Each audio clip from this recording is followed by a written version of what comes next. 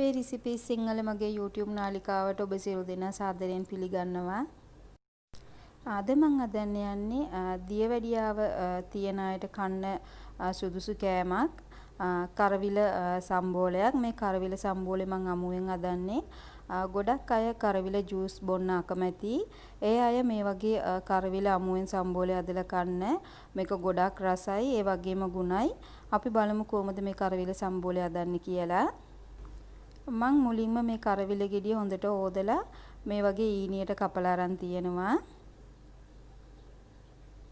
ලුණු වලින් ඔක්කොම හොදන්න එපා. කරවිල වල තිත්ත ගතිය තියෙන්න ඕනේ. එතකොට තමයි ගුණ. දෙහි ගෙඩියයි ලුණු මේ වගේ පෙති කපලා අරන් තියෙනවා. රතු ලුණු තියෙනවා නම් භාවිතා කරන්න. ගොඩක් රසයි රතු ලුණු භාවිතා කළොත්. ඒකම ගම්මිරිස් අවශ්‍ය ප්‍රමාණයට ලුණු, තක්කාලි ගෙඩියකුත් මේ වගේ කපා ගන්නවා, අමු මිරිස්,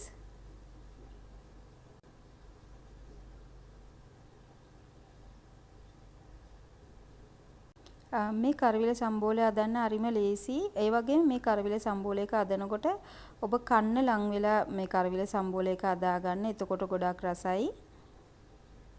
මම භාජනයකට මේ වගේ කපාගත්ත ලුණු ටික එකතු කරගන්නවා. අමු මිරිස් ටිකත් එකතු කරගන්නවා. ගම් මිරිස් ලුණු,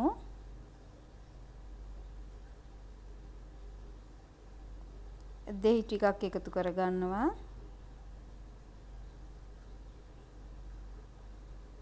අපි දැන් මේ ලුණු සහ අමු මිරිස් ඔක්කොම හොඳට මේක මිශ්‍ර කරගන්න ඕනේ. තක්කාලි ටික අපි අන්තිමට තමයි එකතු කරන්නේ. වේලසිනින් තක්කාලි ටික එකතු කරලා අපි මිශ්‍ර කරොත් තක්කාලි ටික පොඩි වෙනවා. ඒ නිසා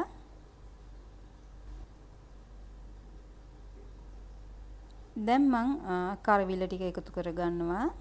කරවිල ටික එකතු කරලා අතින් පොඩි කරන්න එපා. අතින් ඇනුවම කරවිල ගොඩක් තිත්ත ගතිය ඇති වෙනවා. ඒ නිසා මේ වගේ ගෑරොප්පුවකින් මිශ්‍ර කරගන්න.